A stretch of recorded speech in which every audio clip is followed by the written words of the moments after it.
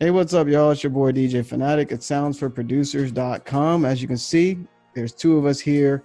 I always want to interview this brother because I met him at a BeatStars meetup. He produces, he's a musician as well. He's popping, his Instagram's going crazy. Anyway, Marvelous Beats. Welcome, brother. How you doing, man? I'm doing really good, man. Super appreciate the intro right there. It's always good to know, people are looking out. So yeah, man, thank you. I'm doing super good. Yeah, you just came back from a gig, right? Yeah, man, fresh off a gig in DC. I was playing at a club called Sax down in DC, man. Yeah. It's really upscale kind of place, man. It was cool. They're like 2 quick 20-minute sets, mingled with the folks, set the vibe. WHUR was over there, the radio station at Howard University, so that was cool. Yeah, so, I like that spot. Yeah. It's funny, my older sister used to work there, so she already got me hip before I went over there. Yeah. Were you gigging, like playing by yourself? Actually, let the people know what instrument you play. Yeah. So I play the electric violin. Obviously I started with the classical violin first, and I started when I was 7, back in, 98, 97. And when I went to college, when I first went to college in 2013, I took a break for 4 or 5 years until my girlfriend got me my first electric violin, and that re-inspired me to pick it back up around 2016 or so. And, it's been pretty much history since then. So you took a break from the electric. I mean, you took a break from playing the instrument for a while? Yeah, I took a break after it was kind of starting to happen throughout high school, because I started trading the time that I would be doing private lessons like I was doing as a kid. I traded that time for doing sports like football and basketball. Oh, okay. So I was going real hard in football, real hard in basketball. I was doing pretty decent in football in high school. Didn't get the looks I wanted for college, but I got an academic scholarship to college. And then I went and I walked on to a Division III basketball team. So I tried it out, did that. And I was just so focused on school. So when I got there, I took the mean break. It wasn't like, and my college history is a whole nother story as far as like the 3 different schools I went to and everything. But like, okay. Oh, dude, I was lost in the sauce for a little bit.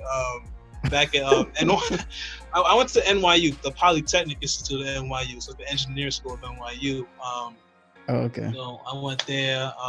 Actually, that's when I first started making beats, for real. Like I started making beats towards the end of high school. College time, I took it a little more serious because I was on SoundClick. I don't know if you know about that, but I'm an old head, so. Yeah, man. SoundClick was popping back in the mid 2000s. You know what I'm saying? So I was on there. But I never played the violin on my beats though. Never. That was back in 2009 is when I first went to my first school. So yeah. I might go on a mean rip. I don't remember the first question you asked. So when did you start making music, like producing? Okay, producing wise, it's kind of hard to say honestly, because I kind of rapped first, but not really. I only rapped because my little brother and his homeboy, my little brother Len Lama, that's his artist name, and his boy Boogie. We were like, 13, 14, 15, and I was the only one who knew how to work the Windows Media Recorder to make like a 2-track recorder. Yeah. You know what I'm saying? Like the little green line. And I used to like layer them joints so I could I'll beatbox a beat, let that play in the background, run another one, just record our raps over it. Yeah, a multi-track. I was like, oh man, I must have been like 13 at the time. So this is like 2004. So it wasn't until high school, because that's like, middle school. I get into like high school sophomore year. Like I said, beatboxing. So I used to beatbox at all the Freestyle Fridays in the lunchroom back in high school. And I was pretty nice at it. You know what I'm saying? I do all the beats for the Freestyle Fridays. And my right hand man, my street cousin, my boy Johnny Forrest, he was sick freestyler, still sick freestyler, man. Yeah. He's the one who put me on to FL Studio. He's like, dude, he knew I played the violin at the time. He knew I beatbox. He's like, yo, you probably really good at making beats, man. And I remember asking him, I was like, I don't even know how to make beats. Like, how do they do it? You know Yeah, what I because mean? FL So, Studio, like for the first time, looks crazy when you first open yo, it. oh man, like I remember, it's funny, even before FL Studio, the first like recording program, because like I said, I used to more like, I was low key mixing and engineering before I knew what that was. You know what I mean? My neighbor, Jay Kwan, he was my homie from across the street. He put me onto Cool Edit Pro. He brought it over on a CD for me one day. And I just tried it out, and I was just like, and I was messing around with it. Got some recordings done. You know what I'm saying? My first rap group in high school, we used to record on that, all of that. And so, but it wasn't until FL Studio, what it is. I got my own demo version, was loving the demo, lost my mind doing that, found myself a crack version at the time, you know what I'm saying? And it was, I literally traded playing video games for making beats. Like well, that's early. Yeah, that's pretty early. So, and that's sophomore year. So that's sophomore year of high school. When I first started dabbling with beats, and I was making, I was using all the stock sounds, making like, this is like the most basic sounding ever. Yeah, man, like the door slamming sound and stuff. Like, it was so basic, but I was making some low key hard stuff, like some fun stuff. It was like, kind of like, it's like the nowadays how we have like meme rap. I was basically making that kind of like those kind meme of beats. Rap. Yeah. You know what I'm saying? That's kind of like, that's what I hear they call it now. It's like, I can't even think of a good example. It's it's really like a whimsical kind of like comedy kind of music in a way. You know what I'm saying? So it was like that. Of course, at the time, what was playing around that time, like, Crank That, Soulja Boy, all that stuff like that. Okay, gotcha. And you mentioned Jay Quan, not the rapper, right? Oh no, it's funny. Okay. That's not. He's like, that's another street cousin of mine, man. Like he's the homeboy. He's actually the one that got me into playing football, which is funny. But nah, he we used to call him Tipsy too, just because that song was hot. Yeah, that song was crazy. Yeah. So it's funny you even say that, man. Oh man, I remember that. Good times. So yeah, Tipsy. Yeah, he put me onto that joint. Which it's funny, man. I think back to like, how I even got into any of this was just a lot of people seeing, I guess, a talent in me, and then being like, yo, you should try this, try that, here's this, here's that. You know what I'm saying? It was like, so it's really a blessing, man, when I really think about it. Like I'm just very, very fortunate and blessed to have certain people I've been around in my life, man. Now you mentioned something that struck my interest. Like you said, other people saw that talent in you. Did you see it in yourself? That's a great question. I think I did, but at the time, I didn't know what direction I was going to go in. People like growing up, I was definitely like, a pretty talented dude. Like one of my first talents I was known for wasn't even music; it was drawing. Like I used to draw a lot. Like I used to design people's tattoos and all this stuff like that. Yeah, like freehand. Yeah, freehand. I was my dad was like a big like artist, so like, I kind of like try to like, I guess, kind of chase that a little bit. Yeah. And I was athletic. I did pretty good at school. I got great grades and stuff. So like, and then I did all the extracurricular stuff. I mean, I was in theater and like honors art and orchestra. Yeah. So like people were always like, okay, Marv's going to do something, but we don't know what it is. You know what I'm saying? Right. It's like, that kid's clearly going to do something. And I kind of felt the same way too. It's like, yo, I know I'm going to do something, but I don't know what the hell it is. Yeah. You know what I'm saying? So until that time comes, I'm just going to kind of have fun and just do what I want, and like, I guess people saw that, and I was always an approachable character kind of person. So I appreciate the people who took the initiative to be like, hey, I see you're into this. You should try that. This might help you out here. Right. So, it helped you with some direction. Yeah. Yeah. Oh yeah, man. Oh yeah, for sure. I needed that bad. I knew, like I said, I knew, I had these talents. I just didn't know what was going to happen. Right. So, yeah. Gotcha. Yeah. Let me just say this. I forgot to mention, y'all probably wondering why I've been doing like an interview on this channel. Basically, I know a lot of producers don't get to tell their story or speak.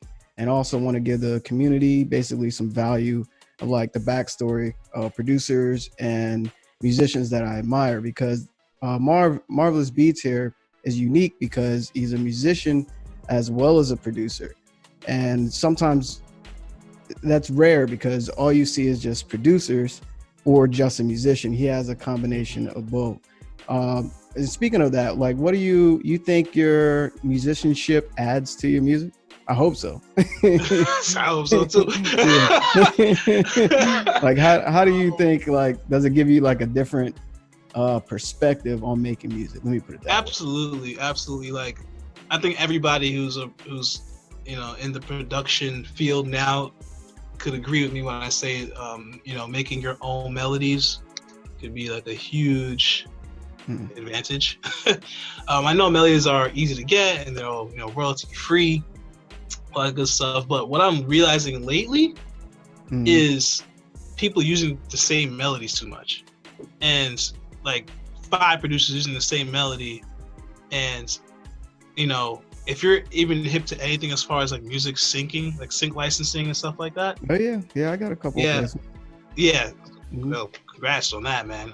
Thanks, bro. But yeah, like I'm hearing like people are getting into trouble now over splice samples, man. So good, which is crazy to me because I'm like, okay, but the whole thing is people are copywriting, splice samples. They're splice samples, and then like if that does well and somebody else gets it and they're trying to do their thing, then the person who got it just because they were first, they coming at the other like, yo, you stealing my music? That's my joint, and like putting out like legit lawsuits on people. I heard about it. I'm like, oh shit. You know what I'm saying? So I'm like, I kind of like took me back a little bit. So like, I'm really thankful that I can create melodies at will. You know what I'm saying? On violin, on my keys, whenever. So it absolutely helps to like play an instrument or know music theory to a certain extent. You know what I'm saying? Instead of just finding other melodies and then programming your own drums over it, it definitely opens up a whole different dimension of creation.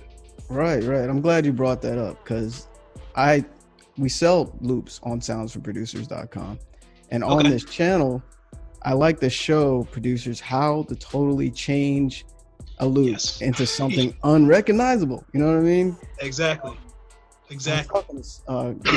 King Rome, and he was saying how like a lot of producers get lazy and just take a loop, don't change the key, don't stretch it, don't put any effects, and just slap it on there and call it their own and copyright it. You know what I mean? Right, man. And exactly. I've done both, admittedly, as far as like kind of taking a sample, not really doing too much to it as far as the actual sample, but I'll build like an entire orchestral composition on top of around it. Around it. So it's like the way I see it is like, all right, I don't think an internet algorithm will pick that up and be like, oh, these two songs are the same.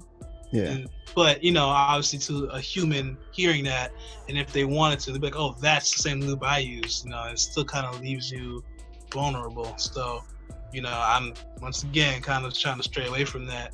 It kind of makes me think that too, because I already have one out, my own like violin loop kit, but I'm definitely plug it, man. Tell everybody where they can get it. If you go to my website, marvbeats.com, marvbeats.com, go to the Beats tab, sound kits. It's my one and only one so far. It's called Epic Violin Loops. Earthly Strings, that's the theme of it.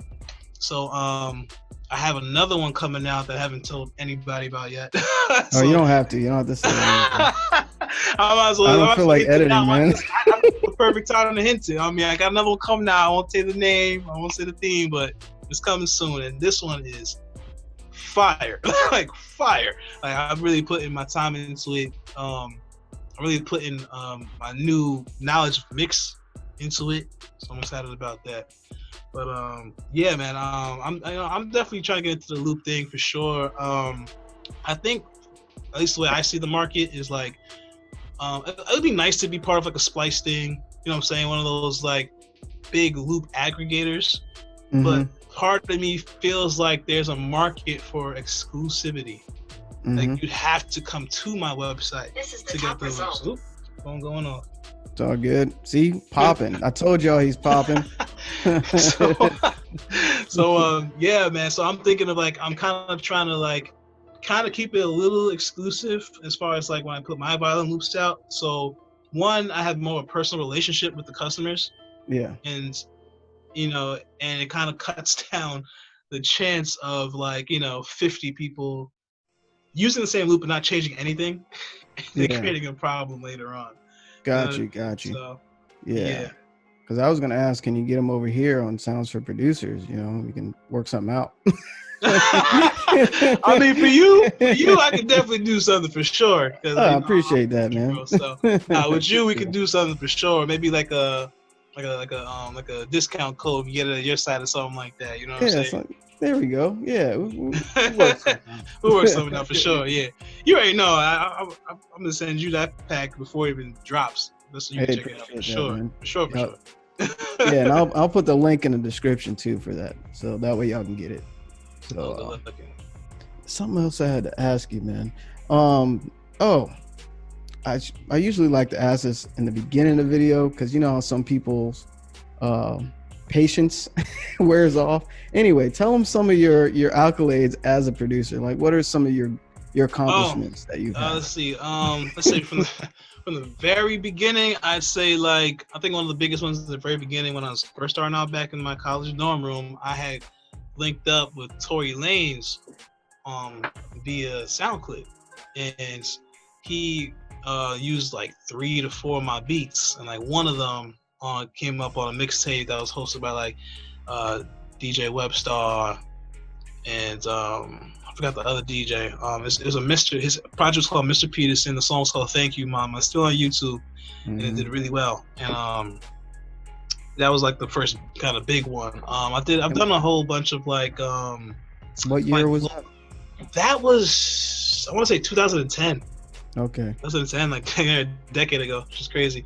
Back in New Rochelle, where I grew up, New Rochelle, New York, I did a bunch of like local TV commercial stuff. So like kids who were younger than me in high school who had like projects who did like radio broadcast kind of stuff. They would like use my beats for stuff, and that kind of like opened the door for me working with a whole bunch of other people and getting my beats on like local commercials, which was like so dope. Yeah, that's dope. Yeah. It was awesome. How did you link up with Tory Lanez? My bad. Oh yeah, well, it's actually funny because at first I didn't really know it was him. You know what I'm saying? Because I was, I guess, contacted by whoever I guess was assisting him, managing him at the time. Yeah. And they were grabbing beats for me, and it wasn't until like a few of the songs were dropping, and like one of my homies, like I wouldn't even say it's a close friend of mine. He's just someone from high school who knew I made beats. Like literally DM'd me one day on like, I think it was like Facebook or something, maybe even Twitter. It's like, yo, I'm pretty sure I heard like a few of your beats on this mixtape.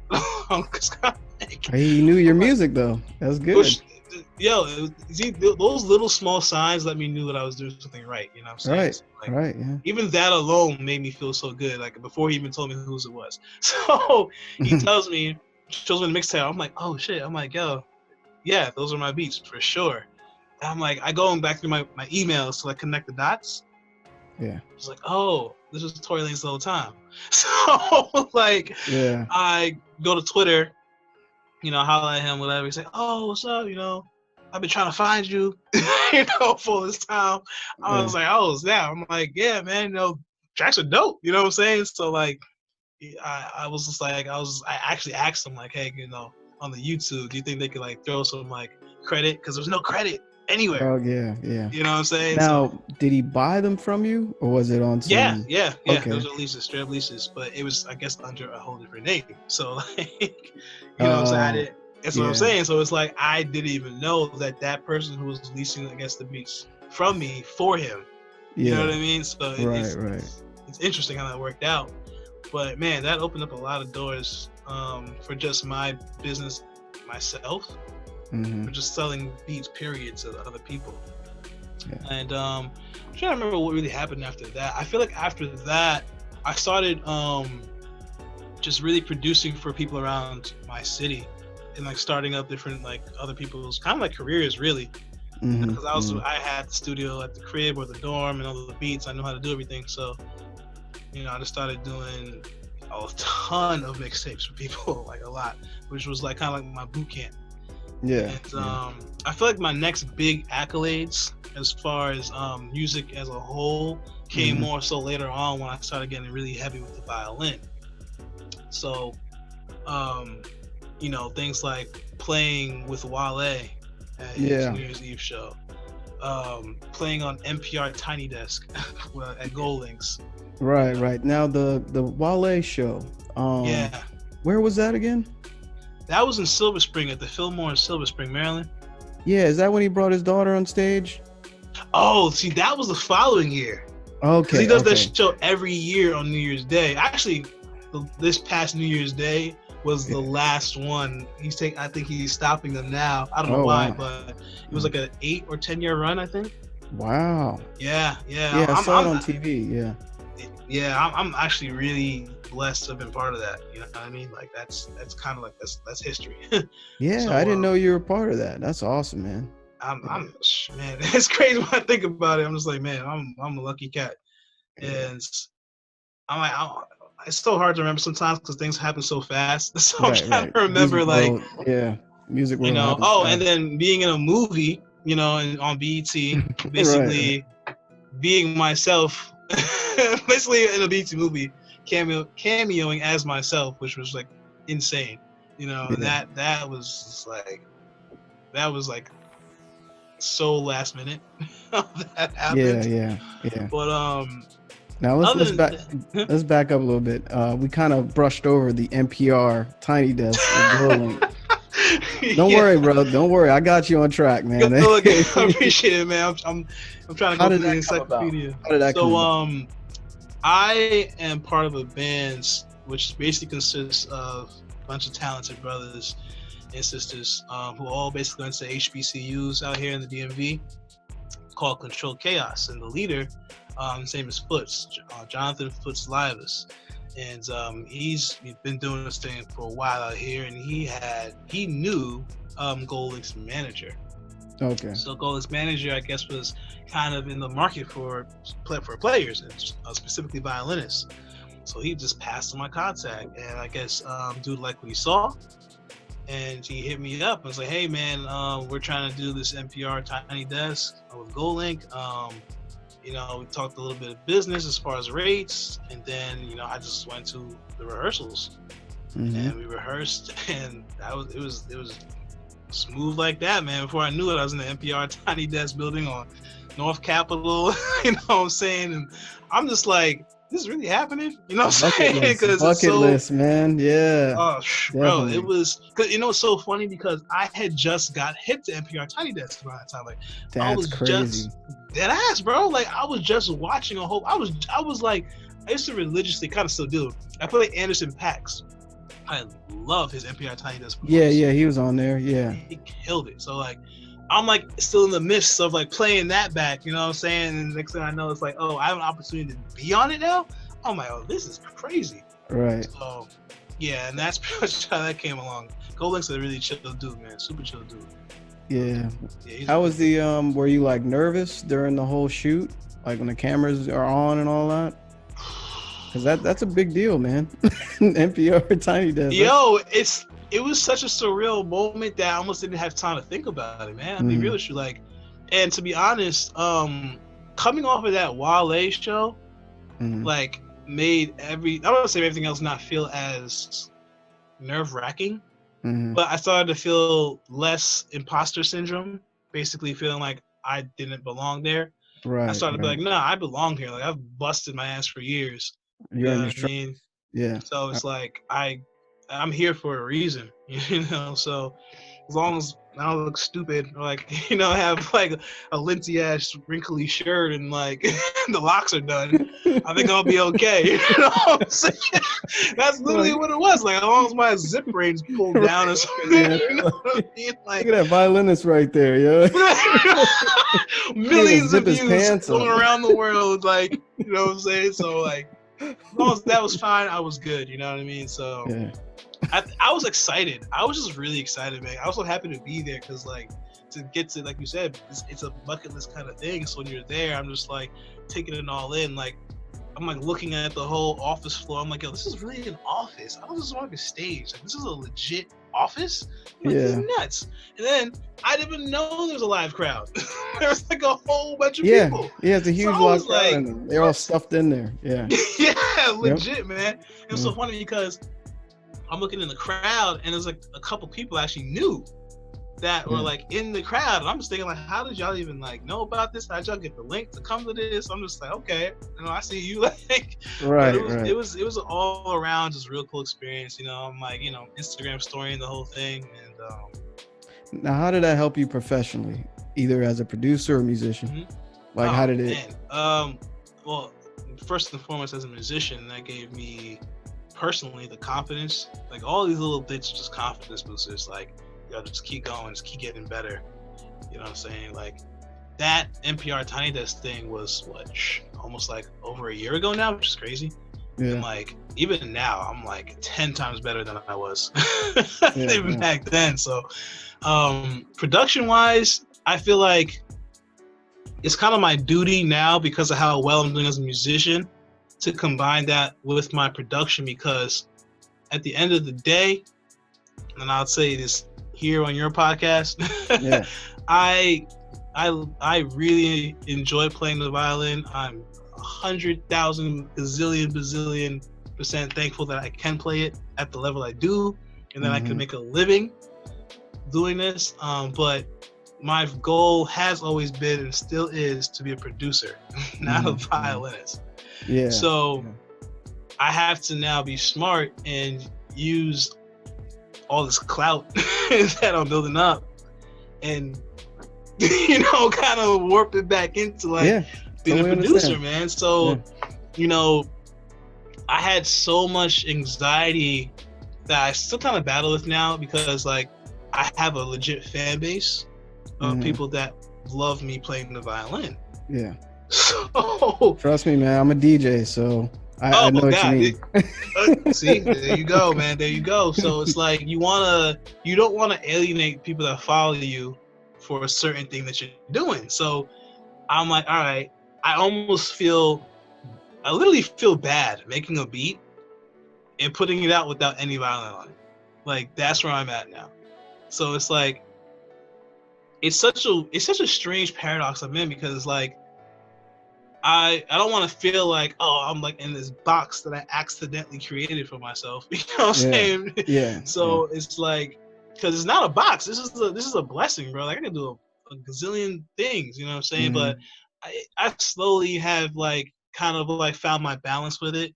Like, I'll do like a little EP, for example, and I'll have like 3 tracks that have no violin on it, and then like 4 tracks that do. So it kind of like blends it a little bit. So I think something like NPR Tiny Desk, it's like a chain reaction. You get more clout for being a violinist. I get more confidence for being a violinist. Now I have that attention. I start putting more violin content out. Then I start putting original violin content out, and just incorporate the production. So then it's like, as I'm getting better as a musician, I'm getting better as a producer too. Right. So, you know, I've gotten really interesting clients, you know, who not only want me to make beats, but like, hey, can you also put some of your violin on it, and then let's do a cover song to it, or cover video to it. So it's like, now instead of someone just wanting to buy a beat, they're like, they want to incorporate me in their like music video, their like actual content. So it's like, it's actually really dope. You know what I'm saying? It's really cool. But it definitely helps. But yeah, there's definitely a little bit of internal turmoil. Trust me, I can totally relate. Because I had to kind of step away from DJing to produce full time. So like, DJing was my first love. Okay. So I made that transition into the producer world.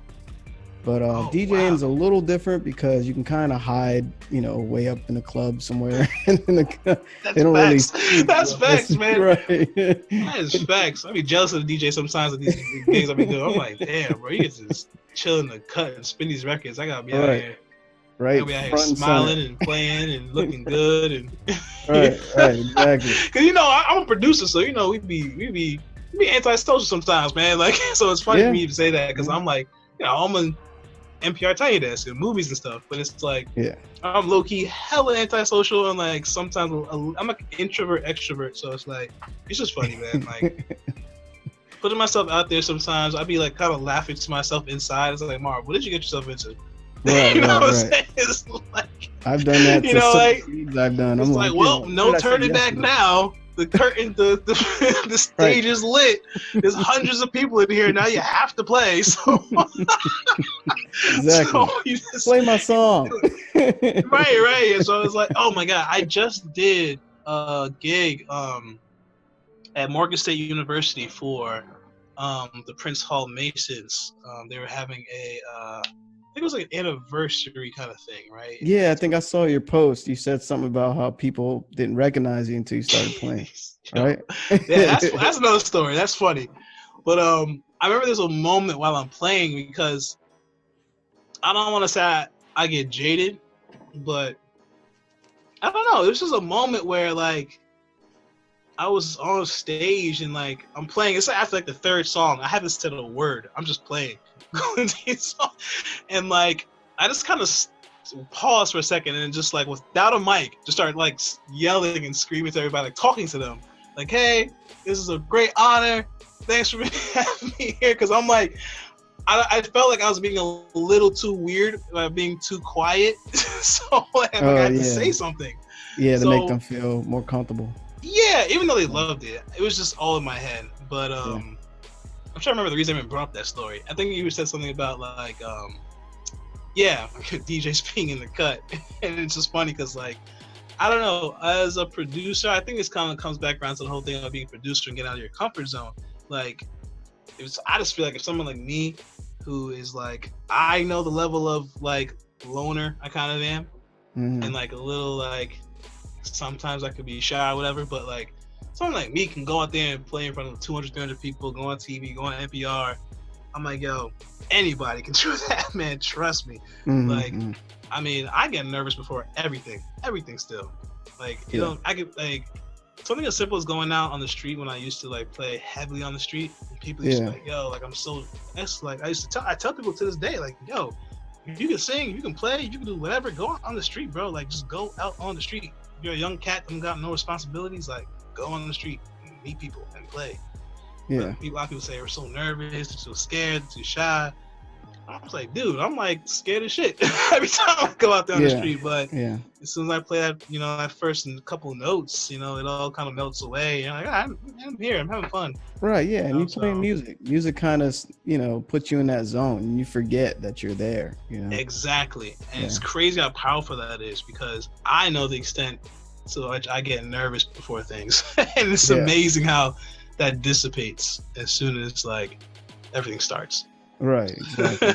I remember you guys did like you're playing on the street out on, I think, U Street, and it was like against the DC Ban the Bands or something. Remember they were trying to take street bands off? Oh wow, yo, I totally forgot about that. See, see, I'm helping you. yo, that was dope. Thank you. I appreciate that, man. See, that's so crazy. Like, literally, bro, until you mentioned that, I completely forgot about that. And that's what I kind of mean. Like, certain things I do, like, I kind of forget. Like, that went completely viral. Like, we were on the news because of that. Yeah, like, I thought we it went was. on Good Day DC and recreated that. So, like, yeah, things like that, man. Like, that was an awesome moment because it wasn't about like me. You know what I'm saying? I legit went out there to help a cause. Like, right. I was like, when I came out here to DC and like started doing my street performance thing, like I felt like a lot of the street performers out here, they kind of like welcomes me, and I thought that was really, really, really, really dope. You know what I'm saying? Like, I know there's always gonna be code of the streets wherever you go. So like, you know, I never try to step on nobody's toes. You know what I'm saying? I spoke to everybody wherever I stepped up at, and like, you know, my homeboy Malik drummer. Yeah. He was like #1, man. He was like super welcoming. He was killing out here, still killing it. Yeah, still killing it. You know what I'm saying? So that's like my bro right now. Like we always talk. And his IG's Malik the drummer, I think. Yeah, Malik the drummer, man. Yeah. That's a blessed kid right there, man. Yeah, so like he knows my boy Kareem the DJ. I don't know. Oh, okay. Yeah. Kareem from where? From he actually is from St. Lucia, but he's been living around DC area for a while. Okay. He DJs a lot around here. Fuck, I knew a DJ named Kareem. Yeah, I'm sure you met him. You probably had. You had him. Does he like drum too when he DJs? Yep. Yeah. I know. You know, I know, homie. Yeah. You know what's funny? He did a gig with my band one time. Wouldn't surprise me. Yeah. Small world. Yeah. Small at world. The Tacoma Station, Control Chaos. He came and he like kind of like jammed with us. Like he had his own DJ set with the. Yeah. That shit was fire, actually. Yeah, that's what's up. Yeah, I'm a homie. Yeah. So yeah, man, Malik, and he for that whole situation, he just hit me up like, "Yo, we're going to Chinatown. It's gonna be a protest for the whole dope Mute DC thing, the sound ordinance. That's what's about. Them trying to stop, I guess street performances in the inner city." Yeah. Whatever happened with that? How did that resolve? Well, I guess the bill got dismissed. You know what I'm saying? That's basically what happened. I still see bands on the street. Yeah. Right. So it worked. It was just crazy. It worked. So that's even like, I just feel so, man, so thankful. It kind of bubbled up again, and that's when the whole Mochella thing became a thing again. So like, I feel like after, our whole thing, it kind of bubbled up again, then the whole Mochella thing happened, and then it really kind of like stomped it away. So, excuse me. So like, yeah, man, that was a hell of a moment. And yeah, just all these things, man, just kind of build up the whole music journey of just being a producer, musician, all of that, Yeah, that's why I try to tell producers and musicians as well. It's just like, you're almost like an artist. You have to get out there and go to these networking events, like how I ran into you at the Sound Advice tour. You got to right. BeatStars stuff. Bro. Shout out to the BeatStars. Like all types of stuff that's related to, your music. You got to get out of the studio. You gotta. It's really cool. I went to a Pensado's place. I don't know if you're hip to them, Dave Pensado and Pensado. Yeah, I went. They had like this. I think it was at the Fillmore, and they had like a live Pensado's place, and like mixed by Ali was there. Who else was there? There's some notable engineers on that stage with them. Wow. It was dope as hell, bro. I didn't know they came here. Yeah, bro. They came here, man. And like the Recording Academy of DC, like their whole chapter was there. Nice. And they were like, politicking and everything, man. That was such a cool experience. I met a lot of dope engineers and producers at that thing, man. And like, I can't remember now, but I know for a fact that led to something else down the line. So what you're saying about getting out and getting out of your bedroom is so crucial. so crucial. Right. Because you can make the best music ever. Facts. And sell crazy beats, but like if nobody knows you, like, and you don't have a network, you know what I'm saying? Yeah, man. I mean, especially now, like it's funny how it's, at least for me, it's interesting. Like, as far as like the relations of being in my room and just being on the internet versus actually getting out in real life, I feel like it keeps like kind of teetering and fluctuating. I mean, like at first, of course, you start off like myself. I was in the rooms making beats, didn't really go to the events or do anything. Yeah. And exactly. And at the time when I was doing it, I'm sure in the mid 2000s, like it wasn't as stacked as it is now. It wasn't as like crazy congested with all these creators. So like it's a little easier to make a name for yourself. You know what I mean? And like if you made a name for yourself online, then eventually some people will start to kind of know you in real life if they're hip. And then like it started to change. I started doing a lot more stuff in real life, and all of a sudden, mad people online are knowing who I am. So it was so interesting to see that, and it's just to prove to myself that works. You know what I mean? Yeah. So, especially now, like going back to what you said, when I was at that event and people didn't really recognize me until I started playing. So I thought that was so interesting. Isn't that crazy? It was so interesting. I'm like, you probably saw me, but this isn't positive it was me, so didn't say anything. But then you see me go on stage and play, like, oh, that definitely was that guy. So it's like, after, because like usually I can thankfully still do this, you know, even if it's my own event, I will walk around the crowd, you know what I'm saying? Yeah. Like I act like I act like I have a ticket to my own show. I just be out there chilling. Right. And then like very, very select people might know who I am. But then it's like a night and day difference after the performance is done. And I come down, it's like, whoa, okay, cool. So they asking for your autograph? Oh yeah, pictures are funny. I had like the best like grown folk demographic, yo. They're like so they're bad nice though. I love them, man. Like all the, you know, the older aunties and like, you know, the grandmas and the older mothers, and they show so much love, bro. So much love. They love taking the pictures.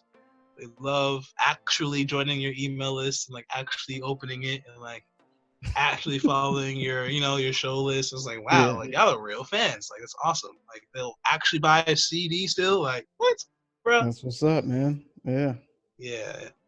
Don't, for everybody listening to this, whether you're a musician, rapper,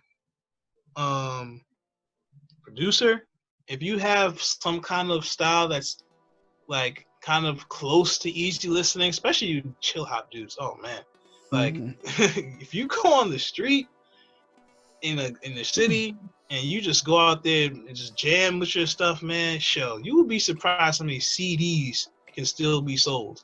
Like in this day and age, do not get it twisted. Like people above 35 are buying CDs a lot still. Even if they probably not even want to listen to it, they just want his memorabilia because they like you. Right. They will buy it. So it's like, don't sleep on that, man. I'm considering making a set of vinyl like for one of my projects coming up. I want to test it out. I want to see what happens. I'm willing to invest the capital to like get a few of them joints, make a little marketing, you know, plan and see what happens. You know what I'm saying? That'll work, man. A couple of my buddies do that. Yeah. Oh, so I'm sure they're surprised too. Like, wait, people are buying it. People are buying it.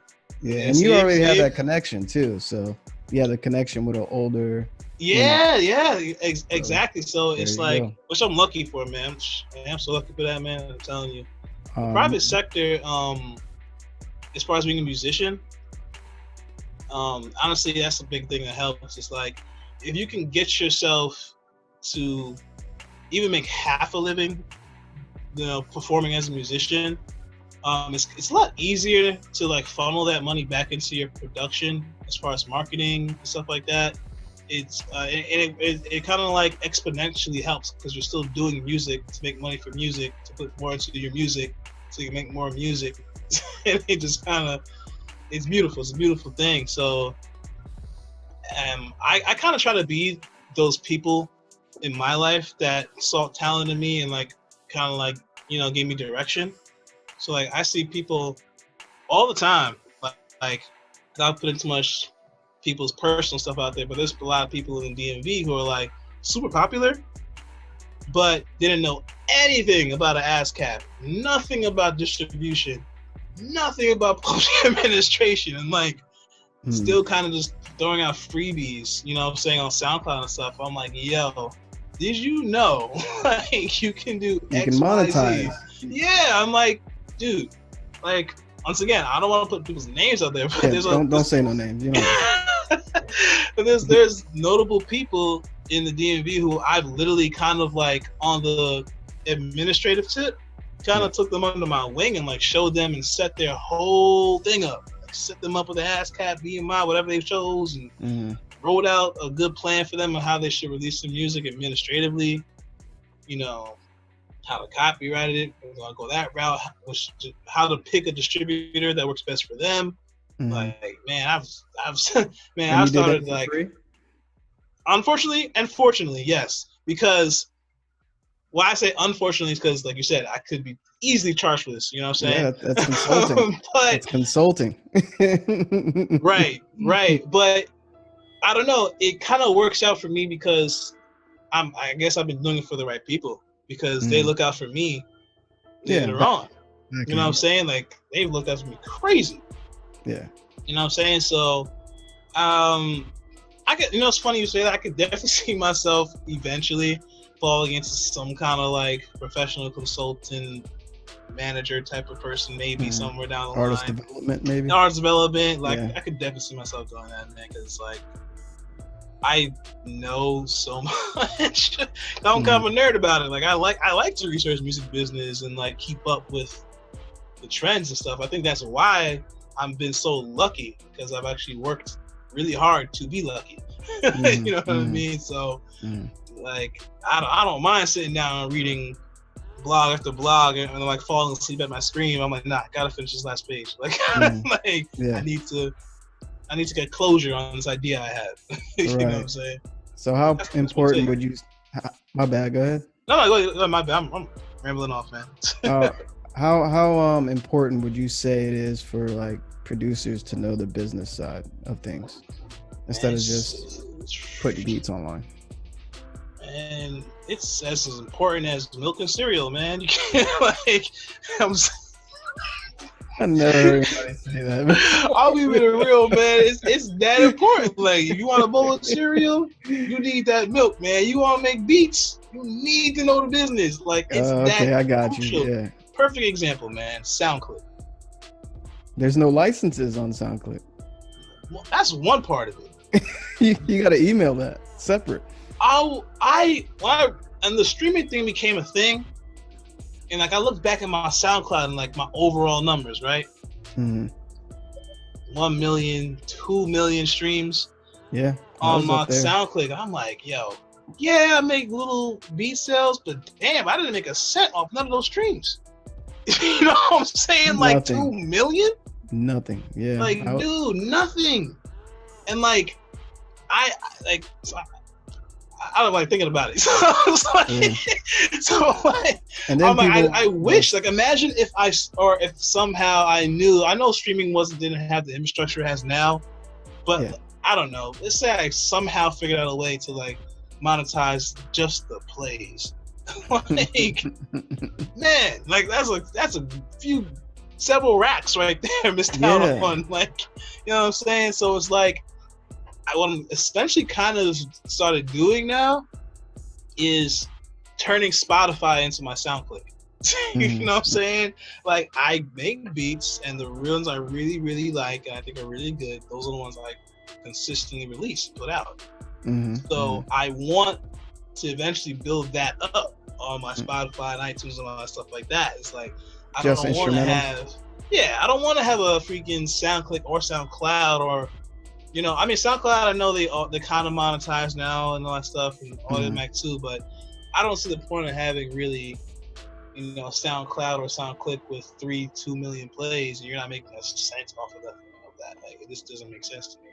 So you just have to I know SoundCloud you can monetize through the now now you can. And it's relatively recent, you know. 3-4 years ago they just started rolling it out. You know what I'm saying? Like, people who were on SoundCloud 7-8 years ago like used to rack up, you know, 10 million plays. Like, I'm sure they got the clout, and if they're smart enough to turn it into a brand, they can make money off them later. But like, those streams, they're gonna pay the cent off that. You know what I'm saying? You just gotta be hit, man. Like, which goes back to what I'm saying. It's like, it annoys me actually to the point. That's actually why I help people for free. Because it just irritated me to see talented people like busting their ass, man. Like, busting their ass. And I see it. I'm like, yo, like, damn, like, if you only knew, you know what I'm saying? So I'm like, yo, forget all the consulting thing, forget the money thing. Look, just listen to me real quick and do this. You know what I'm saying? And like, I love the fact that 100% of people I've helped have progressed, are starting to get paid now. You know what I'm saying? Or actually seeing. Because I help people who have way more clout than me, which is crazy. You know what I'm saying? So like, everything I'm doing for myself, if another person does it and they're, you know, they're hemisphere, their worlds, could like do 100 times better than me. You know what I mean? And I don't have a problem with that. I like to see people. I like to see people succeed. So Yeah, same here. Yeah. Yeah. Here. So yeah, man, you got to know the business of what you're doing in this production game, yo. Like, so what's the number one thing you would say business-wise for a producer to do right now? Like, let's say they didn't know anything about business. They're uploading beats, they're selling beats, but like, what's the number one thing you would say? like they're selling beats already? Yeah. Like, well, they're putting them up for sale. Okay, I was saying, well, I'm like, sheesh. I'm like, if you're really making sales, you don't know nothing. You kind of a little mess. But okay. All right. So for a producer. For a producer. For a producer. Okay. Yeah. Well. My bad. Did I stump you? It's because there's so many things to touch on. When you say the most important thing, I really got to break it down to like, okay, I'm thinking of a person who probably doesn't have a huge budget to get all these little accounts and memberships and all this stuff. So it's like, all right, what's really going to get them there? So I feel like definitely having an ASCAP or a BMI is extremely important, because if you're putting your beats up with the intent to sell them, then you have to understand that that little upfront money you're getting is a fraction of what you're supposed to get. So you got to make sure at the very least you got the option to make some money on the back end. Yeah. So like that's why I was like, oh, if this person's already selling beats and they don't even have an account up at all, like that's a huge problem. Yeah. You know what I'm saying? Because it is. Yeah. That rapper you sold a beat to, you know, granted that rapper probably has the proper management and the proper guidance. You know what I'm saying? Yeah. They're probably gonna go register that song, take 100% of the song, and you know nothing about all the publishing. Yeah. Probably make it hit. You know, they're getting what, $10,000 every 3 months from their royalties or whatever, and they're like, you're not seeing a cent of that. Like, right. Damn, cuz like, you know what I mean? So to me, man, you better get that. You better drop that 150 on the ASCAP and the publishing account stop playing. Yeah, I forgot what BMI. Like 100, I think BMI is. I think BMI gives you a free writer's account, and then you have to pay extra for publishing. I think it's like, I think it's what they do. Oh, that's interesting. I think ASCAP is like $50 per account, writers and publishing. Right. That's then BMI will give you one account free, but you gotta pay $150 for the other account. So you're paying more than you really on ASCAP. So. Yeah, their business model kind of smart because they sucker you in with the writer's account. And you know you can publish it. They make you pay more. It's like free beats. There you go. There you go. It's weed. Facts. I ain't mad at them, man. I ain't mad at them, man. Do your thing. Do your thing. Yeah. Interesting though. I heard that BMI is run by, if I'm correct, BMI is run by just like business people. Like. Yeah, it's a bit. Yeah. Yeah, but ASCAP I heard is run by actual artists and musicians, so I thought that was interesting. And songwriters. Yeah, songwriters. So if that means anything to anybody, as far as your choice, go for that. But yeah, shout out to ASCAP because I go to the expo. I've been, I think, 4 years now out in LA. What? See, that's what I've been slacking on terribly because I have not gone to one ASCAP expo. That's you would love it, man, because you're a musician too.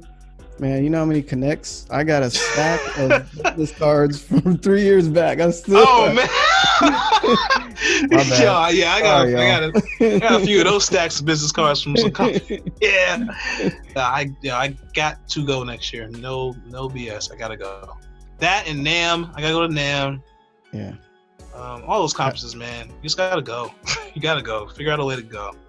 Tell everybody. Because you're around other creatives.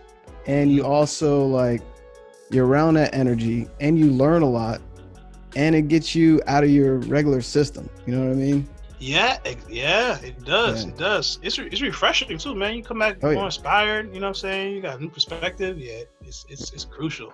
Right. But yeah, back to the main question though, as far as what's the most important on the business tip. Because you gotta be kind of that's like my passion right there is that side. So ASCAP BMI, and then just understands what what everything in those contracts are actually saying and supposed to do for you and for the artist. I think that's important because as a producer, you're creating records and soundscapes and essentially a product and a service for an artist. And there's a lot of things that kind of go into that. So I feel like you should know, I guess, what all the variables are. And by variables, I mean like what matters, like streams, downloads, physical sales, royalties, exclusive versus non-exclusive, what that means for you, what that means for them. Mm-hmm. I think understanding terminology is probably the second most important thing, because that again leads to what kind of bag you're going to see later down the line. Yeah, they definitely should read their license agreement, because you're a business when you start producing music and putting. I say this on so many videos, it's crazy. But keep doing it, man. People need to hear it. Stomp that in there, man. Keep doing it, man. Keep doing it. Don't stop. Because they do the beats. I know the creative part's fun. We all love making music. Yeah. But you need to protect that asset, especially if you want to make money. It's an asset. Yeah. And throw up some beats. Like I know a lot of, I talk to a lot of producers, and a lot of them don't even know what a license agreement is for. They don't even read their own agreements. So I'm like, you don't even know what kind of legal things you got going on with your own product. You know what I'm saying? What's funny? That's crazy. I remember the first exclusive beat I sold. I remember it. Mm-hmm. And I was at my first college, NYU, in my dorm. And cash in hand. Yo, it's funny. It wasn't cash. I swear to you, yo, I must have been like one of the first, maybe 1,000 people using PayPal. Like before anybody knew what the hell that thing was. I swear to you. I mean, before PayPal was integrated with all these websites, before PayPal had their own debit cards, before PayPal, like, dude, I was there when people thought PayPal was a scam. Like, that's how early I was. People was like, PayPal? That's not like a scam. What is that? You know what I'm saying? Bro, like, so I like set up a PayPal and I sold those beats to this dude in Long Island, New York, right? And I feel like in like a scurry, as soon as I found out he was interested, I like Googled everything I possibly could about selling beats. Like, because I knew that I was going to be missing something. I just knew it. I was just like, I've never done this before. I've always heard, I guess I was lucky because I was such a nerd. I've always heard about people getting royalties and this royalty thing. You know what I'm saying? So like, I like literally in like one night studied as much as I could and like put together this 1-page makeshift agreement. Copy and paste, bro. Copy and paste. And like, yo, legit, man. Honestly, to this day, I don't remember what kind of rights I gave away or didn't give away. There was something though. It was something though. It was, you know what I'm saying? But I bring that up to say I was lucky enough to have that experience because, 10 years later on a BeatStars, I can look at a contract now. I never use template contracts, ever.